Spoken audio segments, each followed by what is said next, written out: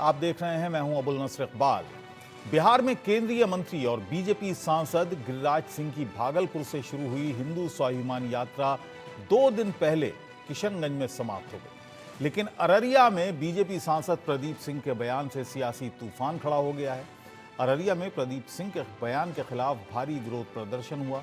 सांसद प्रदीप सिंह ने कहा था कि अररिया में रहना है तो हिंदू बनना होगा।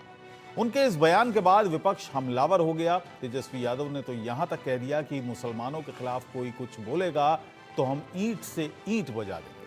उधर महाराष्ट्र में अखिलेश यादव के मंच पर महाराष्ट्र समाजवादी पार्टी के नेता अबू आसिम आजमी ने कहा कि अभी हम 2 एमएलए हैं, 8 हो गए तो कोई कुछ नहीं बोल सकेगा। अगले महीने महाराष्ट्र और झारखंड में विधानसभा चुनाव होने हैं। इधर दिल्ली के जामिया मिलिया यूनिवर्सिटी में दिवाली के कार्यक्रम में बवाल हुआ और फिलिस्तीन जिंदाबाद के नारे लगे। सवाल है कि चुनाव से पहले हिंदू और मुसलमान की सियासत इतनी बड़ी क्यों हो जाती है? वोट के लिए तुष्टीकरण की राजनीति आखिर कौन कर रहा है? कोई बोलता है कि हम सिख और मुसलमान हैं, हमको हिंदू करने में क्या शर्म है? हम सबको कहते हैं इलेक्शन में भी कि अररिया में रहना है तो हिंदू बनना होगा। गिरिराज सिंह की हिंदू स्वाभिमान यात्रा भागलपुर से शुरू हुई और कटिहार, पूर्णिया, अररिया होते हुए किशनगंज में खत्म हुई। सीमांचल के ये इलाके मुस्लिम बहुल इलाके हैं। विपक्ष हिंदू स्वाभिमान यात्रा पर तो शुरू से निशाना साध रहा था, लेकिन अररिया में दिए गए बयान से विपक्ष को अपनी सियासी जमीन खिसकती दिखी। मुस्लिम वोट छिटकने के डर से बिहार के पूर्व डिप्टी सीएम और आरजेडी नेता तेजस्वी यादव ने खुलेआम धमकी दे दी। बिहार में सांप्रदायिक सौहार्द बिगाड़ने के लिए सीएम नीतीश कुमार पर हमला बोल दिया। अररिया के सांसद ने जिस तरीके की भाषा का इस्तेमाल किया है उसका मैं विरोध करता हूं, खंडन करता हूं। और अगर कोई मुसलमान भाइयों के प्रति अगर बुरी नजर कोई देखने का काम करेगा तो राष्ट्रीय जनता दल और तेजस्वी यादव चुप बैठने वाला नहीं, ईंट से ईंट बजा देंगे। हमारी देश की खूबसूरती है, हिंदू हो, मुसलमान हो, सिख हो, ईसाई हो, हम सब लोगों ने कुर्बानी दी है, इस देश को आजाद किया है। इस देश की आजादी में सभी लोगों का योगदान है। मैं बिहार के लोगों से अपील करना चाहता हूं, नफरत की बात नहीं होनी चाहिए बल्कि मुद्दे की बात होनी चाहिए। पढ़ाई, दवाई, कमाई, सिंचाई की बात होनी चाहिए। लेकिन नीतीश कुमार जी, आज अगर बिहार में जो कुछ हो रहा है तो ये आपका दिया हुआ है। जो सांप्रदायिक शक्तियां जो तांडव कर रही हैं, चौक चौराहों पे जो दंगा भड़काने का प्रयास किया जा रहा है, तो ये नीतीश कुमार जी की देन है। तेजस्वी ने हिंदू स्वाभिमान यात्रा को लेकर निशाना साधा तो गिरिराज सिंह ने भी पलटवार किया। देखिए, अहंकार में है तेजस्वी यादव। अहंकार किस बात का है मुझे समझ में नहीं आता। मेरी यात्रा खत्म हो गई, कई महीने मैं तो अपने हिंदुओं को जगाने चला, हिंदुओं को कहा कि इकट्ठे रहोगे, सुरक्षित रहोगे, बटोगे तो कटोगे, यही संदेश दिया। अब इस संदेश से माहौल तो कहीं, अब ये माहौल बिगाड़ना चाहते हैं। इनको अपना वोट इकट्ठा करना है। इसीलिए किसके लिए? तो बांग्लादेशी घुसपैठी और रोहिंग्या वही उत्पात मचाए हुए हैं, हमारी बहु बेटियों के साथ वही उत्पात मचाए हुए हैं। लेकिन भूले नहीं, ये ईंट से ईंट बजा देंगे और सब हाथ में चूड़ी पहने हुए हैं। गिरिराज सिंह ने एक्स पर अररिया का एक वीडियो भी शेयर किया और तेजस्वी यादव पर बिहार में दंगा करवाने की साजिश का आरोप लगाया। उन्होंने रोहिंग्या और बांग्लादेशी घुसपैठियों को लेकर आरजेडी पर जमकर निशाना साधा।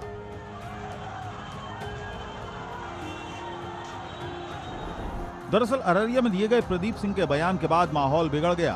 मुस्लिम समुदाय ने सड़कों पर उतरकर विरोध प्रदर्शन किया। आरोप है कि इस दौरान कुछ अराजक तत्वों ने तोड़फोड़ भी की।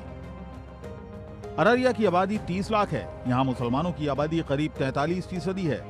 अररिया लोकसभा सीट के अंदर विधानसभा की 6 सीटें हैं। अररिया में मुस्लिम मतदाता किसी भी उम्मीदवार का भविष्य तय करने में अहम रोल निभाते हैं। आरजेडी ही नहीं, समाजवादी पार्टी पर भी तुष्टीकरण के आरोप लगते रहे हैं।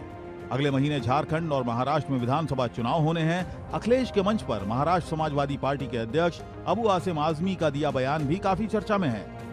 हम 2 एमएलए, हमें 6-8 एमएलए चाहिए। और जिस दिन अखिलेश भाई 8 एमएलए हो गए ना, किसी की मां ने दूध नहीं पिलाया मुसलमानों को ज्यादती करने की। ये मेरा वादा है। ये मेरा वादा है, मैं जान देकर भी इस कौम के लिए अपनी जान दे सकता हूं, लेकिन झुक के किसी के सामने घुटने टेक नहीं सकता हूं दोस्तों। 2 दिन पहले दिल्ली के जामिया यूनिवर्सिटी में दिवाली मेले के आयोजन पर फिलिस्तीन जिंदाबाद के नारे लगाए गए। सवाल है कि वोट के लिए तुष्टीकरण की सियासत कौन कर रहा है? क्या ऐसे बयानों से सांप्रदायिक माहौल खराब नहीं होता?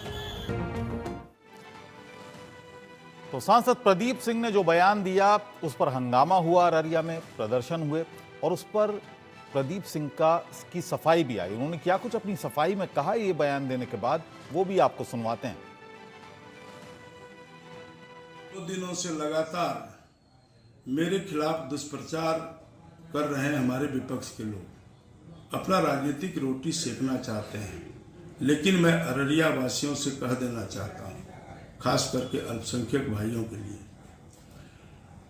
कि मेरा बयान को गलत तरीका से, एक तो पूरा बयान नहीं दिखाया आपको। उस सभा में मैंने यह कहा था कि हमारे हिंदू जो कई भागों में बटे होते हैं, टुकड़े टुकड़े में, जैसे छोटा बड़ा अगड़ी पिछड़ी में, इसमें नहीं बटना है। हम सबको हिंदू बन के रहना है। संगठनात्मक दृष्टि से अपने धर्म के प्रति, चूंकि धर्म जागरण यात्रा था उनका, यह शब्द कहा था, और मैं किसी मुस्लिम भाइयों का शब्द का मैं जिक्र भी नहीं किया हूं, और न मेरे कोई मन में ऐसी बातें हैं। और निश्चित रूप से मैं सेकुलर आदमी हूं, 5 बार यहाँ का मैं MP और MLA रहा हूं, सभी समुदाय का मैं सम्मान करता हूं, और संविधान ने यह अधिकार सबको दिया है, मुझे इतना ज्ञान है। इसलिए मेरे बयान जो आया है और जो विरोधी इसको गलत तरीका से सोशल मीडिया में चला रहा है, इन बातों में आने की जरूरत नहीं है। मैं सभी धर्मों का, हिंदू मुस्लिम सिख ईसाई, सबका मैं सम्मान करता हूं। तो चलिए देश का सवाल की शुरुआत करते हैं। सवाल हम जो उठा रहे हैं, अररिया के बीजेपी सांसद प्रदीप सिंह के बयान का आखिर मकसद क्या है, मतलब क्या है? क्या झारखंड महाराष्ट्र चुनाव को लेकर हिंदू मुस्लिम किया जा रहा है? क्या हिंदू मुस्लिम की राजनीति से किसी को फायदा होने वाला है? क्या तेजस्वी यादव का रिएक्शन में जो दिया गया बयान है उसको तुष्टीकरण कहा जा सकता है? महाराष्ट्र से झारखंड बिहार तक निशाने पर बीजेपी और संघ परिवार क्यों है? इन तमाम सवालों को आज जानेंगे। हमारे साथ खास मेहमान बन गए हैं। धनंजय गिरी जी हमारे साथ हैं, भारतीय जनता पार्टी के स्पोक्स पर्सन हैं। तारिक खान हमारे साथ हैं, प्रवक्ता हैं समाजवादी पार्टी के। अरुण कुमार जी हमारे साथ हैं, प्रवक्ता RJD के। मयंक सिन्हा हमारे साथ हैं, JDU नेता। और अनिल कुमार गर्ग जी हमारे साथ हैं, RSS के समर्थक हैं, विचारक हैं। धनंजय जी, क्या मतलब है इस बयान का कि अररिया में रहना है तो हिंदू होना पड़ेगा, हिंदू बनना पड़ेगा?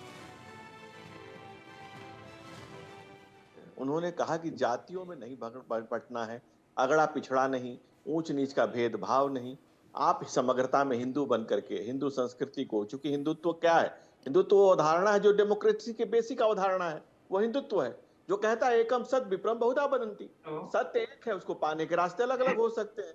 अब इससे जो मूल है, डेमोक्रेसी का मूल है, वो हिंदुत्व की भावना में है। और उन्होंने सिर्फ इतना कहा, उन्होंने उसको स्पष्ट भी कर दिया। उन्होंने किसी अन्य वर्ग, मजहब, संप्रदाय का अगर नाम लिया हो तो कहीं उनका दिखा दीजिए। उन्होंने साफ शब्दों में कहा है कि आपको अगड़े पिछड़े में, जातियों में नहीं बटना है, जो तुष्टीकरण की राजनीति करते रही है। और लालू यादव के लाल को ललटेन लेकर के दिन में ही दौड़ जाना था, बिना तेल और बिना बाती का ललटेन, जिस पर उनको दिखाना यह था कि हम सबसे बड़े खैर का है। क्योंकि मुसलमानों को मुल्क से ऊपर दिखाकर उन्होंने मुगालते में रख करके उनको वोट बैंक के तौर पर इस्तेमाल करना है। क्योंकि 9वां 10वां का बाद से पूरे परिवार को सेटल करना है, बेटा बेटी माई बाप सबको सेटल करना है। इसलिए पहले उन्होंने हिंदू मुसलमान का जिक्र आता क्यों है, ये बताइएगा? हिंदू मुसलमान का जिक्र आता क्यों है? जो सियासी तकरीरें होती हैं उसमें आता क्यों है जिक्र, ये बता दीजिए आप मुझे। और इसके लिए थोड़ा पीछे चलना पड़ेगा। इसके लिए पीछे इसलिए चलना पड़ेगा कि जब वहां से चलना पड़ेगा जब कहा गया कि भाई धर्म के नाम पर देश को बांटा क्यों गया, उससे पीछे फिर मैं जाऊंगा, फिर मैं उससे पीछे जाऊंगा। फिर 1942 में हिंदू महासभा ने मुस्लिम लीग के साथ, जिन्ना की मुस्लिम लीग के साथ सरकारें बनाई 3 राज्यों में। मैं उसके पीछे भी चला जाता हूं।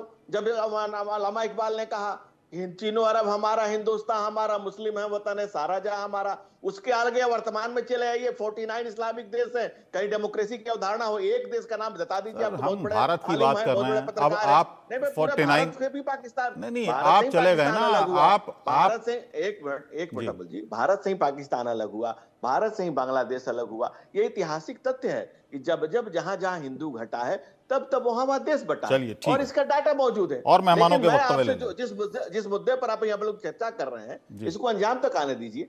मैं ये कह रहा हूं कि तुष्टीकरण की राजनीति करना इस देश में कुछ राजनीतिक दल की ये पहलवानी है। उनको सियासत में इसकी ठीक है, पहलवानी कितना दिखाने के तुष्टीकरण होता सबसे है? बड़ा तारिक खान साहब, क्या तुष्टीकरण करते हैं आप? समाजवादी पार्टी हो या आरजेडी हो? तुष्टीकरण तो ये हुआ कि कश्मीर में सिलेंडर बांट रहे थे भाई साहब लोग, ये भी शायद तुष्टीकरण है। और जब आप मदरसे के टीचर्स की स्टाइपेंड बढ़ाते हैं महाराष्ट्र में चुनाव के चक्कर में, ये भी शायद तुष्टीकरण है। है क्या, कुछ पता ही नहीं है। मैं कुछ लिखा है मैंने कि यही बहराइच के जो घटनाक्रम है उसके संदर्भ में यही बांट रहे हैं और यही लोग काट रहे हैं, और यही बांट रहे हैं, यही काट रहे हैं, और देश विदेश में अंडानी और अंबानी की महफिलें ये सजा रहे।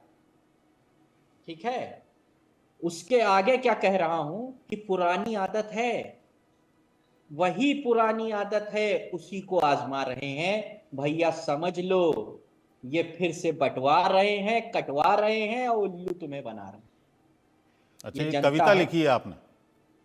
आपने आया लिखी तो है या कह किसी दिया। और ने लिखी है? खुद ही का रहता है मेरा होम प्रोडक्शन, खुद का अपना। तो अच्छा, अब मैं ये कह रहा हूं, किसी और का कुछ नहीं। अब मैं सीधी सी बात ये कह रहा हूं कि गिरिराज सिंह का एक बयान मैं पढ़ता हूं, सुनिए क्या कहा उन्होंने कहा कि अगर पार्टीशन के टाइम पे सारे मुसलमान चले जाते पाकिस्तान, पार्टीशन के टाइम पे, तो बहु बेटियों की इज्जत बच जाती भारत की। तो मुख्तार अब्बास नकवी क्या बहु बेटियों की इज्जत लूट रहे थे? क्या ठीक है, सुन लीजिए पहले उनको, मैं आऊंगा आपके पास। शहजाद पूनावाला कहीं इज्जत लूट रहे थे? क्या जफर इस्लाम इज्जतें लूट रहे थे? जो इन लोगों को उसी टाइम पे पाकिस्तान भेज देना चाहिए। तो और ये विवादित बयान नहीं है, एकदम अच्छा बयान है, क्योंकि ना बीजेपी को मुसलमानों से ठीक है, लेना देना चलिए। है, ना उनका इनकी वोट की जरूरत है। अरुण इस कुमार जी भी बयान हैं हमारे का- साथ। इस उनका बयान भी का इस बयान पे कुछ ना कुछ स्पष्टीकरण तो बीजेपी को देना चाहिए भाई, कि जी। जो इनके वाले मुसलमान हैं वो कहां जाएंगे। ठीक है, मयंक सिन्हा जी भी जुड़ गए हैं और अरुण कुमार जी भी जुड़ गए हैं। मयंक जी, आपकी सरकार वहां पर है, अलायंस में सरकार है, जेडीयू का क्या रुख है उनके इस बयान पे, प्रदीप सिंह के? स्वाभिमान जो चेतना यात्रा है, तो ऑलरेडी हिंदू का स्वाभिमान है, तभी ना 30 सीट एनडीए को मिला है। और हमारे नेता तो आपको संविधान के साथ काम करते हैं, कानून का राज है, तो कोई भी व्यक्ति संविधान और कानून के दायरे में ही कह रहा कि काम करेगा ना, और उससे ऊपर ना कोई व्यक्ति है, ना उससे नीचे कोई व्यक्ति है। तो हमारे तो ये नेता जो का तो बयान एक ही है, ये कि कानून के सरकार- दायरे में मानते हैं आप? ये कानून के दायरे में दिया गया बयान है कि अगर अररिया में रहना है तो हिंदू बनना होगा? अरे देखिए, आप बयान देने के लिए हम थोड़ा ना ऑथराइज हैं कि बयान पर उन्होंने क्या बोला नहीं बोला। हमारे नेता का जो स्टैंड है, हमारी पार्टी का जो स्टैंड मैं आपको बता रहा हूँ कि हमारे नेता का विश्वास है संविधान के ऊपर। हमारे नेता संविधान को लेके चलते हैं। हमारे नेता का चिंता बिहार के विकास को लेके है। हम लोग बिहार के विकास में लगे रहते हैं।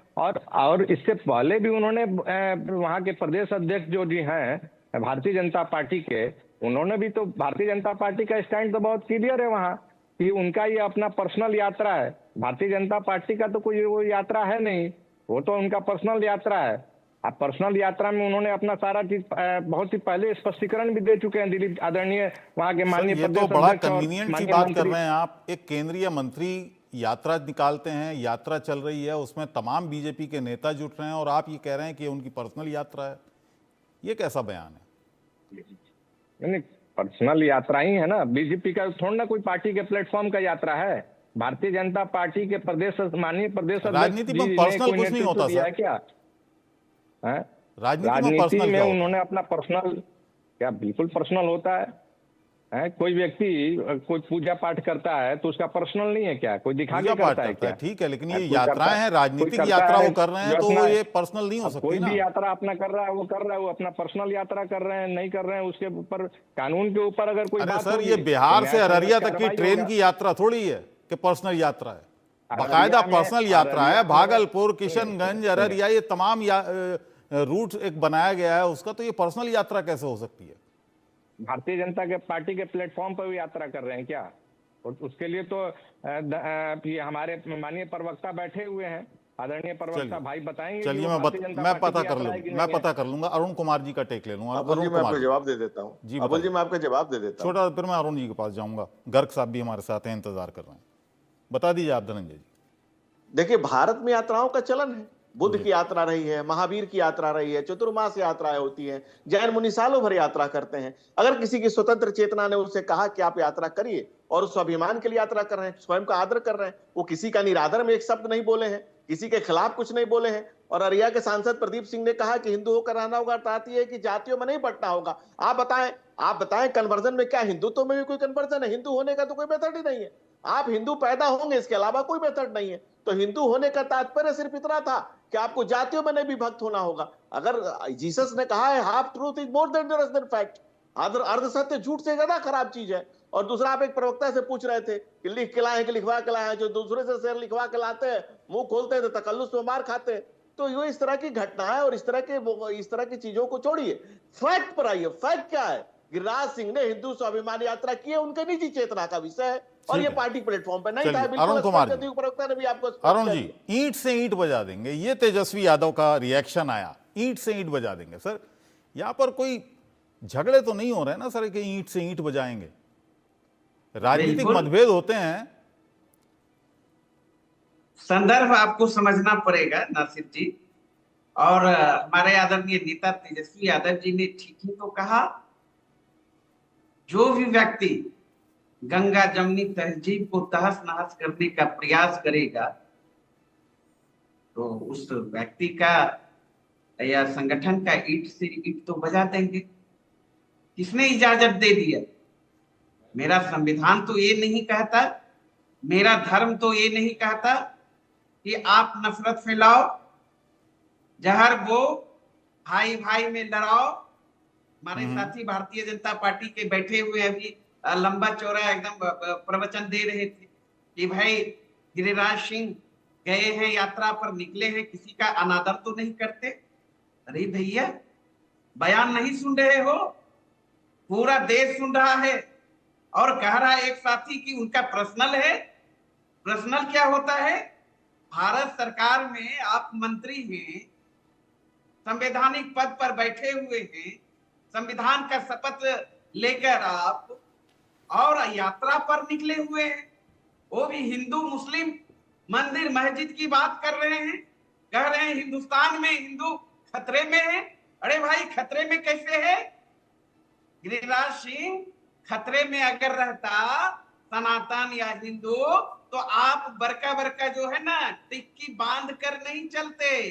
भागलपुर में मंदिर में पूजा करने नहीं जाते, टिक्का नहीं लगाते। क्या बिहार में, भागलपुर में, किशनगंज में, अररिया में मंदिर में घंटी नहीं बजती है? क्या इसका स्वाभिमान जगाने की बात करते हैं? हिंदू तो पहले से जगा हुआ है। ठीक है, चलिए, अनिल कुमार जी हमारे साथ हैं, अनिल कुमार गर्ग हमारे साथ। मैं आऊंगा आपके पास, अनिल कुमार, मुझे छोटा सा जवाब देना। मैं आऊंगा सर, आपके पास आऊंगा। अनिल कुमार जी काफी देर से वेट कर रहे हैं। अनिल कुमार जी आरएसएस के विचारक हैं, समर्थक हैं। अनिल जी, हिंदू खतरे में, जैसा कि अभी बात उठाई हमारे साथ अरुण जी ने, उन्होंने कहा बात बात पर हिंदू खतरे में। क्यों है खतरे में हिंदू? क्यों लगता है आखिर या सिर्फ राजनीतिक रोटियां सेकने के लिए हिंदू खतरे में आ जाता है? नहीं, ना तो हिंदू खतरे में है, ना मुसलमान खतरे में। खतरे में कोई नहीं है। खतरे में तो वक्त वक्त पे जो पॉलिटिकल पार्टीज हैं वो अपना अपना अंदाज बताती है। लेकिन पॉलिटिकल पार्टीज का, हेलो, आवाज आ रही है आपको? जी जी, बताइए बताइए। पॉलिटिकल पार्टी का जो कैंडिडेसी करने का तरीका है, उससे पता लगता है कौन खतरे में। अगर आप ये देखिए, आपके जो बयानबाजी शुरू होती है और जब ये अपना कन्वेंसिंग शुरू करते हैं तो क्या किस तरह की भाषा प्रयोग की जाती है? मुसलमानों के बीच में जब भी कोई पॉलिटिकल पार्टी जाती है तो उसको तुष्टीकरण की नीति से क्यों देखती है? क्यों नहीं उसको आम हिंदुस्तानी की तरीके से ट्रीट करती? और क्यों उनको इस तरह से भड़काया जाता है कि आप और बाकी के हिंदुस्तानी अलग अलग हैं? क्यों कहा जाता है? और क्यों अलग हैं वो? किस तरह से अलग हैं वो भी उतने ही अच्छा, हिंदुस्तानी जब हैं हिंदुओं जितना की बाकी बात के कोई लोग करता हैं। है, मैं ठीक है आपकी बात मैं समझ गया, लेकिन जब कोई नहीं, हिंदुओं की बात बात समझिए, करता है बात और सिर्फ समझिए, हिंदुओं बात की बात समझिए, करता है तो वो हिंदू बात तुष्टीकरण नहीं समझिए। है? नहीं, मेरा ये कहना है, पहले पहले विषय को आपको समझने की कोशिश करनी पड़ेगी, ये विषय आता क्यों है। समझाइए साहब। फिलिस्तीन और इजराइल का युद्ध होता है। हम्म। फिलिस्तीन के समर्थक में ओवैसी साहब हैदराबाद से लेके मुंबई तक एक बड़ी रैली निकालते हैं। क्यों भाई? क्या लेना देना हमें फिलिस्तीन से और तो इजराइल इसमें के जुर्म युद्ध क्या से? है? नहीं, जुर्म है ना साहब। क्या जुर्म है आपके बताइए। पड़ोस में बांग्लादेश में हिंदुओं पे जुल्म होता है, आपके हिंदुस्तानी भाइयों पे जुल्म होता है, और एक टाइम बांग्लादेश हिंदुस्तान का हिस्सा था। आपकी सरहद से सरहद लगती है, वहां पे आपको कुछ कहने की जरूरत नहीं पड़ती। आपके मुंह से आवाज तक नहीं आती। क्यों नहीं आती? यहाँ तो आपको समझ में आता है कि कुछ ना कुछ आपका लेना देना हो सकता है। इतने दूर बैठे फिलिस्तीन के लोगों से लेना नहीं देना नहीं है, सर, साथ में फिलिस्तीन के सरहद लोगों से आपकी अगर सीमा लेना लगती देना है तो उससे आपका लेना देना नहीं है। इसमें सर आप मुझे जुर्म बताइए ना कि संविधान के खिलाफ जाके, कानून के खिलाफ जाके उन्होंने कोई बात कर दी हो। नहीं, कानून के खिलाफ जाकर तो जो हिंदुओं को एकजुट करने की बात कर रहे वो भी नहीं कर रहे। वो भी कह रहे हैं हिंदुओं को एकजुट रहना चाहिए, हिंदुओं को जातियों में बंटना नहीं चाहिए, हिंदू बटेगा तो कटेगा, एक रहेगा तो नेक रहेगा। ये कौन सा संविधान के खिलाफ बात है? ये भी नहीं है। संविधान के खिलाफ कोई बात नहीं है, लेकिन सामाजिक ताना बाना के खिलाफ तो बात है ना। और सामाजिक ताना बाना को तोड़ने की कोशिश कौन कर रहा है? लेकिन देखिए, इसमें एक प्रॉब्लम अब्दुल ये भाई, है, इसमें एक प्रॉब्लम ये है क्योंकि गाइडलाइंस हैं, भारत एक सेक्युलर देश है और यहाँ पर इलेक्शन कमीशन की भी गाइडलाइंस हैं कि आप हिंदू मुसलमान के नाम पर सांप्रदायिक आधार पर वोट ना मांगे। बिल्कुल ठीक है। आप मुझे बताइए, जब ये ओवैसी साहब भाषण करते हैं और सीधे सीधे मुसलमानों को मुसलमान सब कह के संबोधित करते हैं, आज तक इलेक्शन कमीशन ने उनके खिलाफ कोई काम किया है क्या? नहीं। तो सर कोई सरकार बात आई आपकी है, क्या? आप सिर्फ हिंदुओं को- एक्शन ठीक लीजिए है, ना। सुनिए अब्दुल भाई, अगर वो सुनिए कुछ अब्दुल भाई। कैसा कर रहे हैं और आपको लगता है कि जुर्म कर रहे हैं तो आप एक्शन लीजिए, आप स्वतंत्र हैं एक्शन लेने के लिए, आप क्यों नहीं सुनिए लेते? अब्दुल भाई, सिर्फ हिंदुओं को, हिंदुस्तान में हिंदुओं को एकत्र बात होने की बात कहना ही सांप्रदायिक है। बाकी सबके लिए कोई सांप्रदायिकता है ही नहीं। सिर्फ सांप्रदायिकता इसी बात की है कि आपने हिंदुओं को क्यों संबोधित कर दिया, यहाँ सांप्रदायिकता है। लेकिन मुसलमानों की जो बात करते हैं वो पार्टियां, अब्दुल भाई मैं उनसे पूछना चाहता हूँ, 60 साल से कांग्रेस सरकार में थी, आज तक अल्पसंख्यकों की ऐसी हालत क्यों है? क्यों नहीं आपने उनके बेहतरी और विकास के लिए काम किया? देखिए, आज जो सरकार पिछले 10 साल से है सत्ता में, इन्होंने कई हिंदू धर्म के नाम पे, जाति के नाम पे विकास में कोई भेदभाव किया तो एक उदाहरण बता दीजिए आप मुझे। देखिए, इस समय देश में हमारे साथ दो दो तरह की धाराएं विपक्ष हैं। के दो यहाँ पर प्रवक्ता मौजूद हैं, आरजेडी से और समाजवादी अबुल जी, पार्टी मैं से। 10 ये सेकंड सवाल में हम अपनी बात उठाएंगे खत्म उनसे, करता हूं। ये 10 सवाल सेकंड हम में अपनी बात खत्म जी करता हूं बता अबुल दीजिए। जी। मेरा ये कहना है, देश में इस समय दो तरह की राजनीतिक विचारधाराएं हैं। एक तुष्टीकरण की विचारधारा है, जिसको लगता है कि आप पर्टिकुलर कम्युनिटी, पर्टिकुलर कास्ट की अपीजमेंट करिए और आप वोट लीजिए और सत्ता बनाइए। ठीक है, दूसरी धनंजय तृप्तिकरण जी। की है, देश को आगे ले आने वाली विचारधारा है, जिसको लगता है कि जो भी हिंदुस्तान में रहता है वो हिंदुस्तानी है और उसकी भलाई के लिए हमें काम करना और देश को आगे लेके जाना है। चलिए, धनंजय जी कुछ कहना चाह रहे थे और एक सवाल मैं ये भी जोड़ देता हूं धनंजय जी, आप इसके साथ ही, जो अनिल जी ने उठाया कि फिलिस्तीन जिंदाबाद के नारे लगते हैं, ओवैसी साहब का उन्होंने जिक्र किया, या जैसे जामिया में जो प्रोग्राम हुआ दिवाली का, जी चलिए मैं मैंने बोल दिया, फिलिस्तीन जिंदाबाद के नारे लगते हैं, अल्लाह अकबर के नारे लगते हैं। सर जय श्री राम के भी तो नारे लगते हैं ना राजनीतिक जलसों में, जुलूसों में। अल्लाह अकबर के नारे में क्या परेशानी है? के नारे लगने चाहिए, कोई तकलीफ नहीं है, लेकिन फिलिस्तीन का हिंदुस्तान में क्या काम? ठीक है धनंजय जी।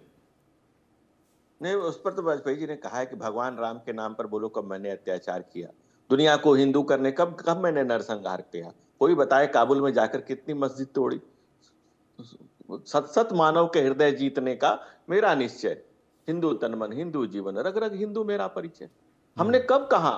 लेकिन कहीं बम फूटता है, कहीं पटाखे, कहीं गोलीबारी होती है, कहीं आतंकवादी हमले होते हैं, कहीं किसी आतंकवादी संगठन के हरे झंडे पे कुछ ऐसा लिखा रहता है, तो वो हमको, आपको, सबको सोचना चाहिए। सुंदर संसार बनाना है तो सबको उस पर विचार करना होगा। दूसरा, आरजेडी के प्रवक्ता जो कह रहे थे, इनको देखिए कहां कहां प्रॉब्लम है। मान न मान मैं तेरा मेहमान, लूट रही है लालटेन की दुकान, तो अब इनको याद आए हैं मुसलमान, क्योंकि पिताजी के लीके गाड़ी चले, लीके चले कपूत, लीक छाड़ तीने चले, शेर शेर शायर शेर सपूत। भाई साहब आप सुन लीजिए, बोलने दीजिए, बोलने दीजिए। आपने बोला तो मैंने कुछ नहीं बोला। हिंदू भाई साहब मुस्लिम की बात करना शुरू कर दिए। भाई साहब आपके मुद्दे बीच की में बात मैंने नहीं बोला था। करते। अरुण जी मुद्दे की बोलने बात दीजिए। करिए ना। अरुण जी आपके पास आऊंगा मैं, पहले उनकी बात पूरी होने दीजिए। क्योंकि अब इस देश में अरुण जी आप बोल लीजिए, फिर मैं बोलूंगा। अरुण जी सर, अरुण जी आप बोल लीजिए, अरुण जी को समय दिया जाए। अरुण जी पहले बोल लें, फिर मैं बोलता हूँ। अरुण जी आप बोल लीजिए। अरुण जी मैं आपके पास आऊंगा, आप अपनी बात पूरी कर लिए धनंजय जी। अरुण जी को क्या क्या समस्या है देखिए। इनको गिरिराज सिंह के टिकी रखने से प्रॉब्लम है, टिकिया रखने से। इनको उनके तिलक से प्रॉब्लम है। इनको मंदिर के घंटा बजने से प्रॉब्लम है। इनको क्या क्या समस्या है ये खुद बताए जा रहे हैं। भगवान श्री कृष्ण ने कहा है कि स्वधर्मम निधनम श्रेयम पर धर्म भयावह, लेकिन इनका कहना है कि पर धर्म के लिए मैं जान दे दूंगा, ईंट से ईंट बचा दूंगा। लेकिन अगर कहा जाएगा हिंदू धर्म मलेरिया डेंगू है तो मैं मुंह बंद कर लूंगा। अगर कहा जाएगा कि रामायण को की प्रतियां जलाऊंगा तो मैं मुंह बंद कर लूंगा। ये शिक्षा मंत्री ऐसा रखते हैं जो रामायण की प्रतियां जलाता है। ये शिक्षा मंत्री इनका ऐसा रखते हैं, ये कानून मंत्री ऐसा रखते हैं जो खुद भगोड़ा साबित होता है। ये इनके लिए तुष्टीकरण का मतलब है कि ये इस देश के मुल्क के मुसलमानों को मुल्क से न जोड़ करके अपने वोट की मिल्कियत बना करके रखना चाहते हैं। सच्चर कमेटी की रिपोर्ट किसके समय में आई? मुसलमानों के विकास के लिए इन्होंने क्या किया? उल्टा तीर लेकर के हाथ में तैयार है कि भाई मान न मान, मैं तेरे लिए दे दूंगा जान। कहां कोई पूछ रहा है, कहां कोई कह रहा है? वो अपनी यात्रा निकाल रहे हैं, सब अपना काम कर रहे हैं। डेवलपमेंट का काम हो रहा है, कानून का राज है, देश में भी है।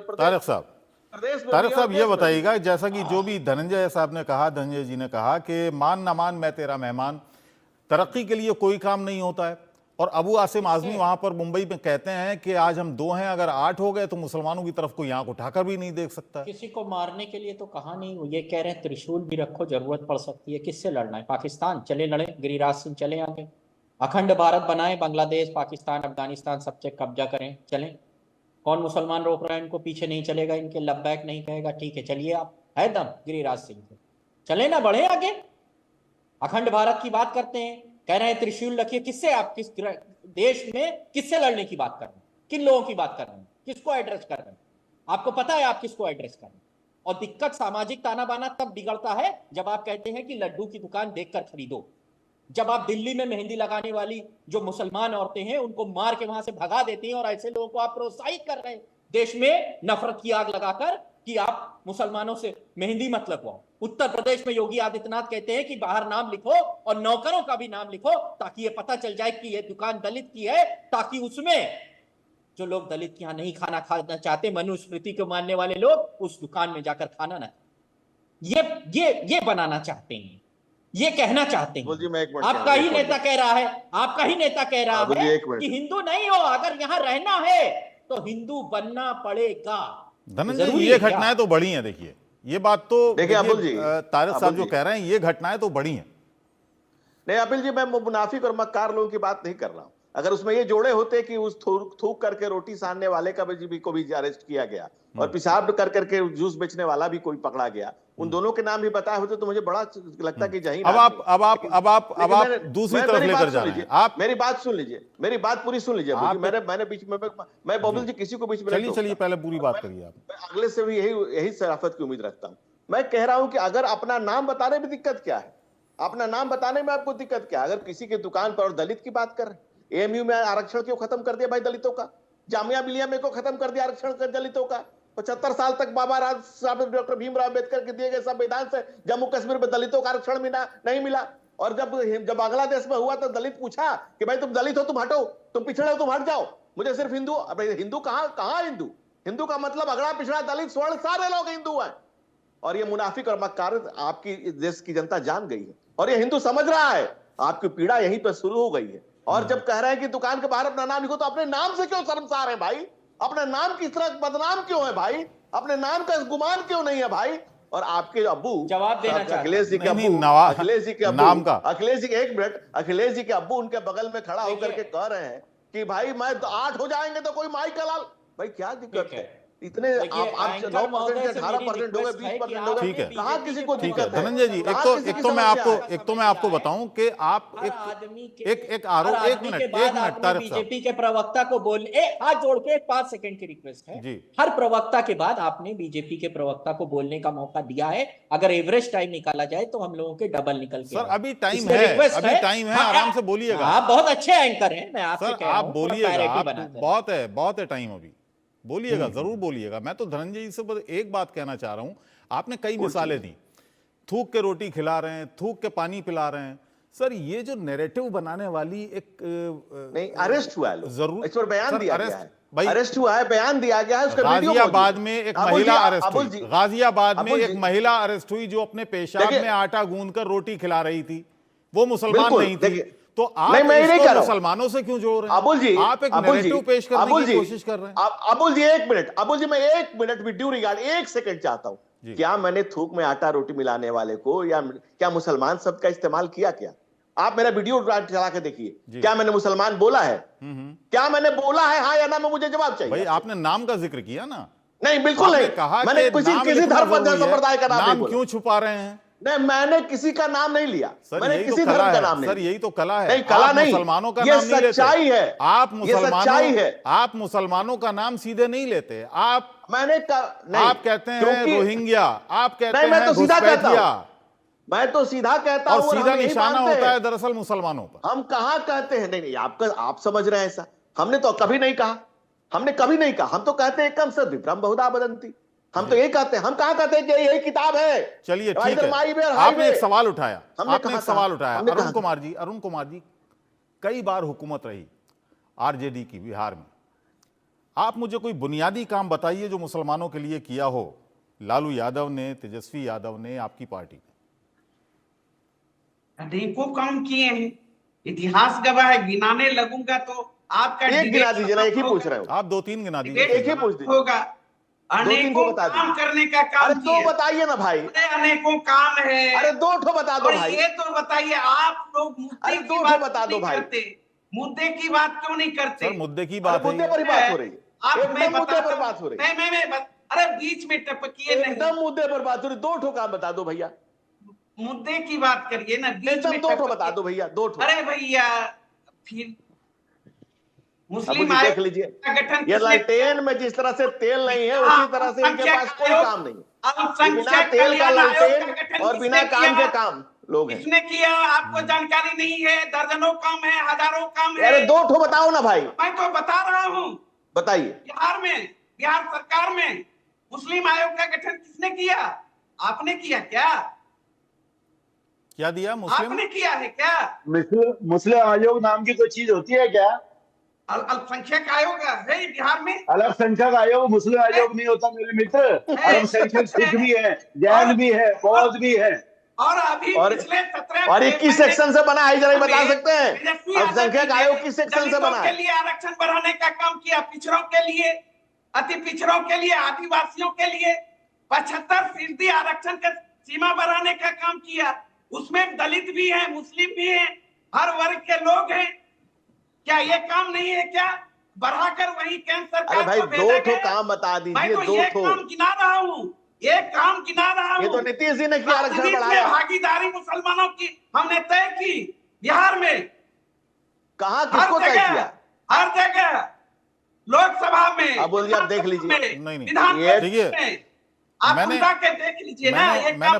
मैंने पूछा था बुनियादी कोई काम ऐसा जो कई बार हुकूमत रही और उसमें कुछ है ही नहीं तो बोलेंगे कहां से किए हों। लालू यादव जी की हुकूमत रही, सरकार रही, और उसके बाद तेजस्वी यादव भी सरकार में रहे, उप मुख्यमंत्री। तो कहा पिछले ही 17 माह के सेवा काल में आरक्षण का दायरा बढ़ाया गया। ठीक है, उसका लाभ हिंदू को भी है, मुस्लिम को है, दलितों को है, पिछड़ों को है, अति पिछड़ों को है। नहीं, वो पिछड़ों का आरक्षण बढ़ाया गया और नीतीश कुमार जी ने बढ़ाया। मेरा ठीक है, मेरा प्रण अल्पसंख्यकों क्या लेना देना?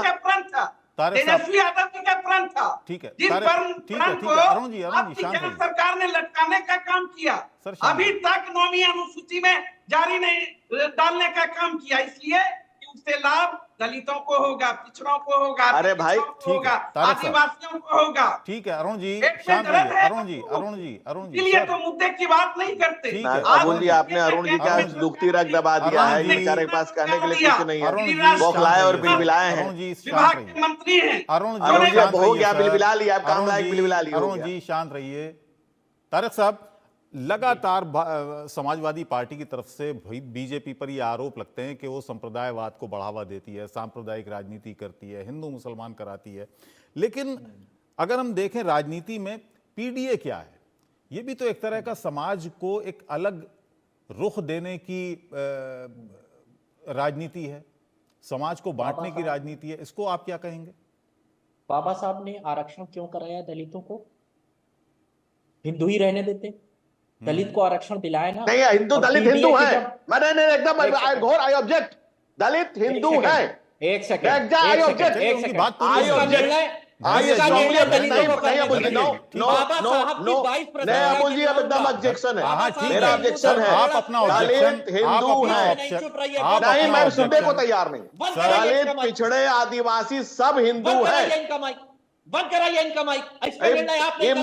ये मक्कारी, ये मुनाफिक और मक्कारी नहीं चलेगी।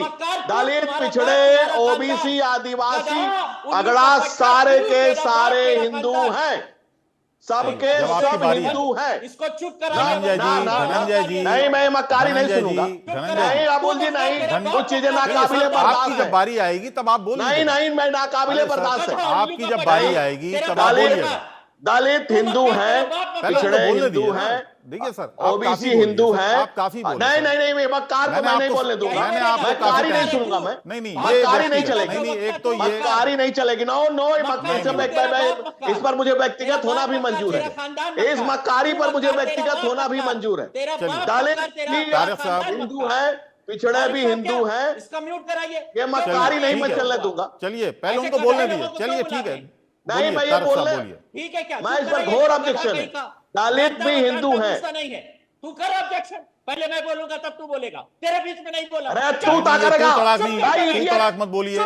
तारक साहब, तारक जी, ये भाषा कम से कम मेरे शो में नहीं चलेगी। ये प्यार झंझकार रहे हैं। नहीं, ये भाषा मेरे शो में नहीं चलेगी क्या सर। कह रहे हैं? नहीं, आई एम सॉरी। नहीं, ये भाषा नहीं, मैं ये भाषा, ये तू तलाक नहीं होगा सर, तू तलाक नहीं होगा सर, तू तलाक नहीं होगा सर। बीजेपी के प्रवक्ता की बदतमीजी आपको नहीं दिख रही, मेरी दिख रही है। मैं शो छोड़ता हूं, मुझे माफ कर। निकल। नहीं, आपको उनको नहीं दिखती। निकल कह रहे, देखिए ये निकल। धनंजय जी, मुसलमानों को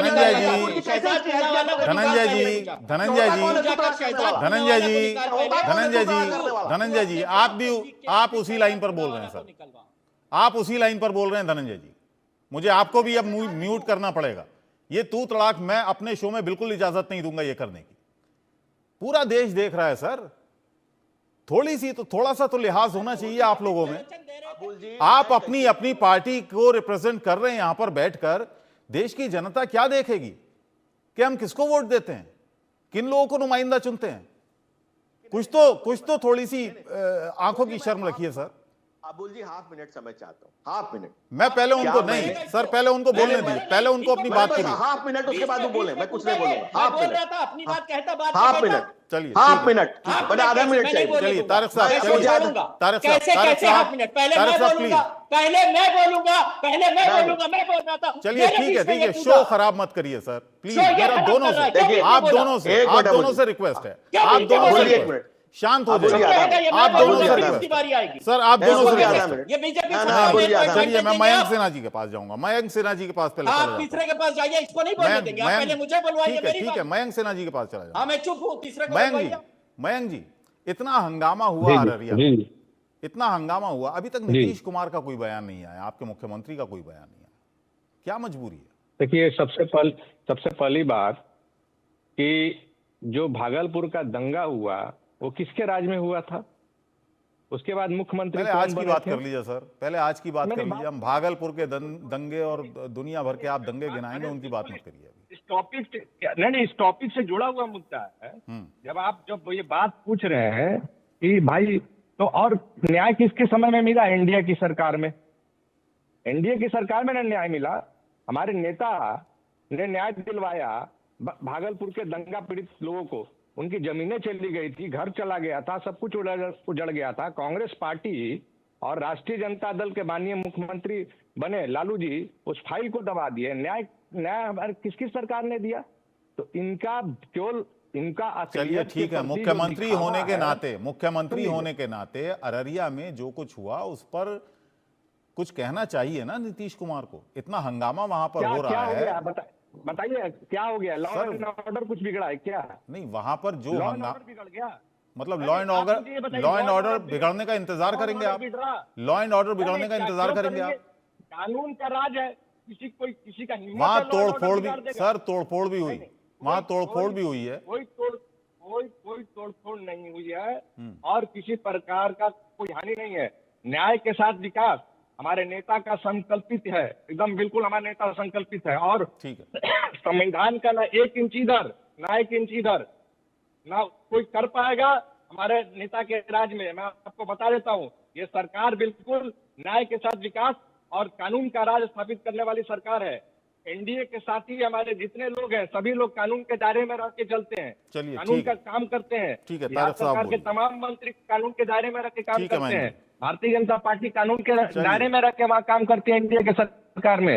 इसीलिए कानून का राज है बिहार में। और आप उनसे पूछिएगा, मैं आपको बता देता हूँ हमारे नेता का क्या उपलब्धि है। इनके नेता 1500 रुपए देते थे मदरसा टीचर को 1500 रुपए तनख्वाह मिलता था। हमारे नेता आए और उसको जो है कि जोड़ने का काम किया। जो वेतन सभी शिक्षक को मिल रहा है वही वेतन उनको भी समान वेतन मिलने लगा। कबूल जी ये तुष्टीकरण कह देंगे, आपके साथी इसको तुष्टीकरण कह देंगे। आप सावधान होकर बयान दीजिएगा। नहीं, तुष्टीकरण किस बात? नहीं, इस पर कुछ बात का तुष्टीकरण। अबुल जी 1 मिनट।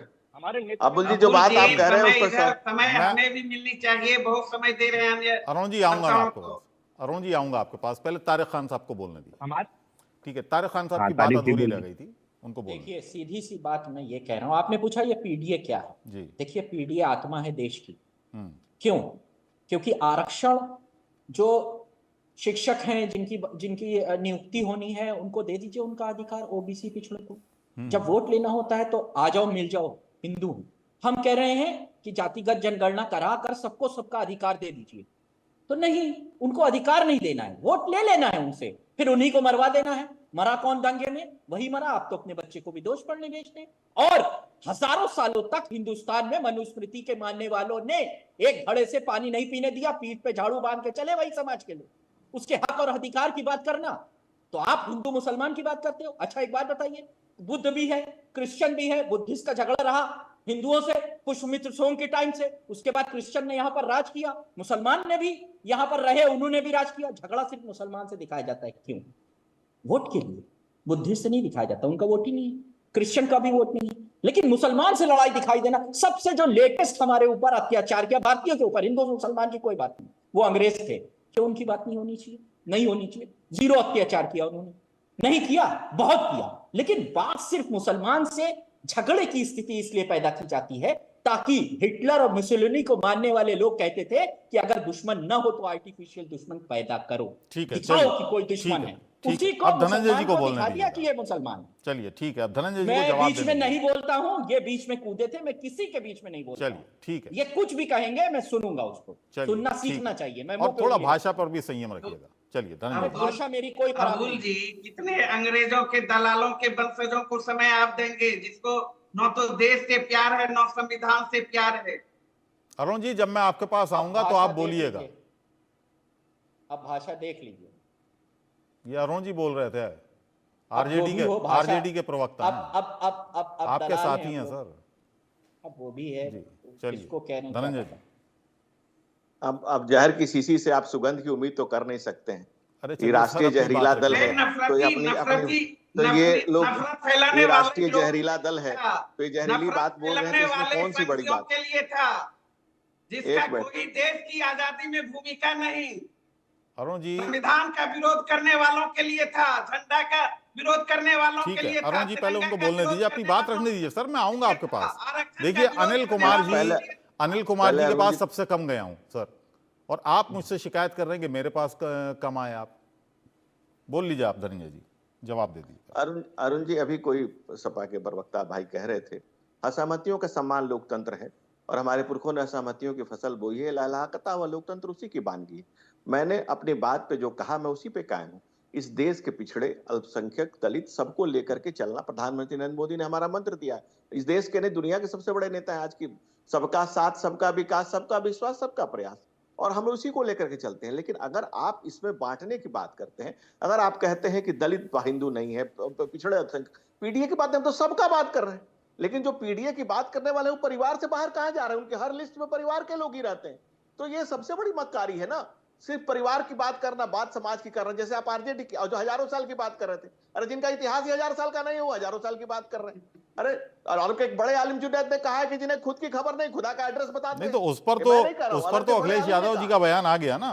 उस पर तो परिवारवाद पर जब सवाल पूछा गया था तो उन्होंने कहा था, साफ साफ कहा था, पार्लियामेंट में कहा था, बाहर जब पत्रकारों ने उनसे पूछा तो उन्होंने कहा कि परिवार आप भी पैदा कर लीजिए, आप भी बढ़ा लीजिए परिवार, किसने रोका है आपको? एक मिनट, अरब के बड़े आलिम जुनैद की मैं चर्चा कर रहा था, जिन्होंने कहा कि जिन्हें खुद की खबर नहीं, खुदा का पता बताते हैं। 1000 साल की बात तो कर रहे हैं, जिनका इतिहास भी 1000 साल का नहीं, जिनका इतिहास भी 1000 साल का नहीं, वो 1000 साल की बात बता रहे हैं। दूसरी बात आप सुनिए, अरुण जी, बीमारी है क्या? कोई बीमारी आपको है? बीच बीच में कूदने की बीमारी है? आपको बीमारी है गिरी जी, चलिए क्यों होगा? चलिए, आपस में मत लड़िए, आपस में मत लड़िए, आपस में मत लड़िए। अबुल जी, लंबा प्रवचन दे दिए, शांत रहिए, आपस में मत लड़िए। अबुल जी, आज से कोई 3000 साल पहले बिहार में एक डाकू हुआ, उसका नाम था उंगली मार, उसका ऑफिशियल नाम था अहिंसक। लोगों के जिसके संपत्ति लूटता था उसकी उंगली काट करके गले में लटका लिया करता था। उसी तरह से बिहार में एक परिवार हुआ जिसने नाम दिया सामाजिक न्याय, और नौकरी के नाम पर उसने लोगों की जमीन, मकान, प्रॉपर्टी, घर, बंगला सब लेकर के अपने गले में लटका। ठीक है, जवाब दीजिएगा। और उसका नाम है आरजेडी परिवार। ठीक है, अरुण कुमार जी, अरुण जी सुनते ही भड़क जा रहे हैं। चलिए ठीक है, आप शांत रहिए। धनंजय जी, आप इनको बोलिए। भ्रष्टाचार पे ये कैसा परिवारवाद के आरोप लगते हैं सर? जब सामाजिक उत्थान की, सामाजिक न्याय की आप बात करते हैं तो उधर से आरोप लगते हैं परिवारवाद के। उस पर काउंटर करना बड़ा मुश्किल हो जाता है पार्टी के लिए, आरजेडी के लिए। देखिए, बिहार को इनके लालटेन और लालटेन दोनों पहले अरुण, ठीक है, अरुण जी को जवाब देना। अबुल जी, अभी हम प्रवचन सुन रहे थे संघी व्यक्तियों से, जिसका संघ का और भाजपा के पूर्वजों का कोई योगदान नहीं है इस देश के आजादी में। इनके पुरखों का कितना योगदान है, जरा बता दीजिए। आपका कितना योगदान है? अबुल जी, इनके पुरखों ने ही तिरंगा को नहीं माना। आपका कितना योगदान है आजादी में, तो बता दीजिए। इनके पुरखों ने ही दलितों को कितना योगदान है आपका आजादी में, ये तो बता दीजिए। देशभक्त बन रहे हैं और अभी बोल रहे थे परिवारवाद और भ्रष्टाचार पे। इसकी सरकार चौथा फैल प्रधानमंत्री नरेंद्र मोदी जी की सरकार जो चल रही है, देखिए बिल्कुल गलत बात। अभी इसके लिए केजरीवाल ने माफी मांगी है, और ये चौथा पास राबड़ी देवी का क्वालिफिकेशन नहीं पूछ रहे। ये राबड़ी देवी का क्वालिफिकेशन नहीं पूछा जा रहा है। राबड़ी जिलेबी मिर्ची का, राबड़ी मिर्ची जिलेबी। देखिए, हम किसी की एजुकेशन पर बात नहीं कर रहे हैं, हम इस जिलेबी का क्वालिफिकेशन। अरुण जी, आपको बेचैनी होगी, आप बदतमीज हैं। आप एक बदतमीज पार्टी के प्रवक्ता है। राबड़ी देवी का क्वालिफिकेशन आपसे नहीं पूछा जा रहा। मैं राबड़ी देवी का क्वालिफिकेशन बताने के लिए अखिलेश यादव का 9वां पास के 9वां फेल पूछने के लिए बुलाया हूं आपको। धनंजय जी,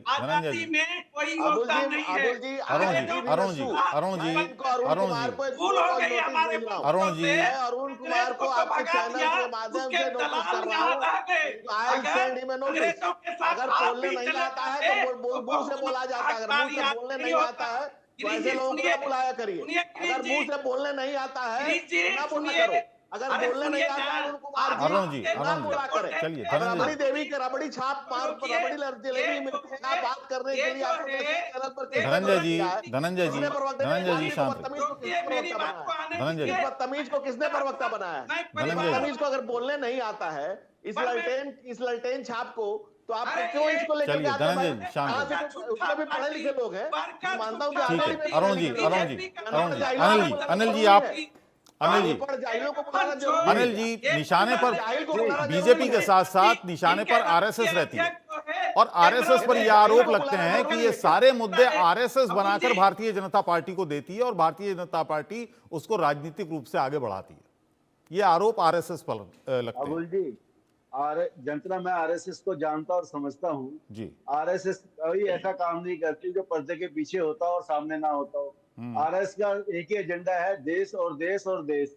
देश को कैसे आगे बढ़ाया जाए, देश के लिए क्या अच्छा हो सकता है। अरुण जी आप बोल लीजिए, मुझे कोई जल्दी नहीं।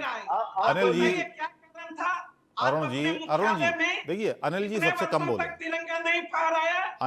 अनिल जी, अनिल गर्ग जी सबसे कम बोले हैं।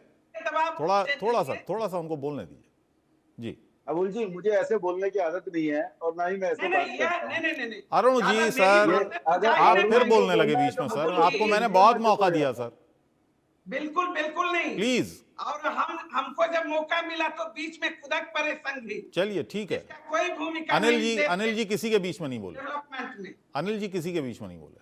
अनिल जी बोलिए। देखिए, मेरा ये कहना है, आरएसएस की जहां तक बात चल रही है, जितना मैंने आरएसएस को समझा है और जाना है, आरएसएस का एक ही मुद्दा और एक ही काम रहा है कि देश को कैसे आगे बढ़ाया जाए, देश को कैसे ताकतवर बनाया जाए। प्रॉब्लम कहाँ आती है, देश की राजनीति में कुछ मैंने बताया दो तरह की विचारधारा चलती है। एक ही विचारधारा है कि कैसे तुष्टिकरण करके या जातियों में बांटिए, धर्म में बांटिए, हम वोट ले और सत्ता बनाए। अगर आप जिस तरह की भाषा अभी बात कर रहे थे कि आरएसएस की समर्थित सरकार है, इसकी क्या सोच है? इसकी सोच है कि देश को 2047 तक कैसे विकसित भारत बनाया जाए। दोनों की सोच के में ही फर्क है, दोनों के काम करने के अंतर में ही फर्क है। एक ही सोच यह है कि सारा विपक्ष मिलकर किस तरह से बीजेपी और मोदी को हटाए, इससे आगे नहीं। उनके पास कोई रोड मैप नहीं है देश को आगे ले जाने का, उनके पास कोई सोच नहीं है देश के लिए आगे क्या करना। भाई एक ही सोच है कि कैसे भी मिल जाओ, कैसे भी कुछ भी कर लो, लेकिन हमने सरकार बदलनी है, भाजपा सरकार हटानी है और आरएसएस इसको मोदी सरकार को हटाना है। इससे आगे तो सर क्या सिर्फ भाजपा सरकार ने तरक्की की है देश के लिए, और जो सरकारें थी सन 47 से उसके बाद से किसी ने कोई काम ही नहीं किया? अनिल भाई, तरक्की हमेशा होती आई है, तरक्की की स्पीड कैसी रहती है वो देखना है। जीडीपी हमेशा होती है कि जीडीपी 2% है कि 8% है कि 10% है, ये देखना जरूरी है। आज आप अपने देश की बाहर की बात छोड़ दीजिए, आप अपने मुल्क पाकिस्तान के भाषण सुन लीजिए, साथ के मुल्क बांग्लादेश के भाषण सुन लीजिए, या यूएनएस के भाषण सुन लीजिए, या बाहर की जितने भाषण उनको सुनिए, आपको ध्यान में आ जाएगा कि वो खुद बताते हैं कि भारत में पिछले 10 साल में क्या हुआ और उससे पहले कितना काम हुआ।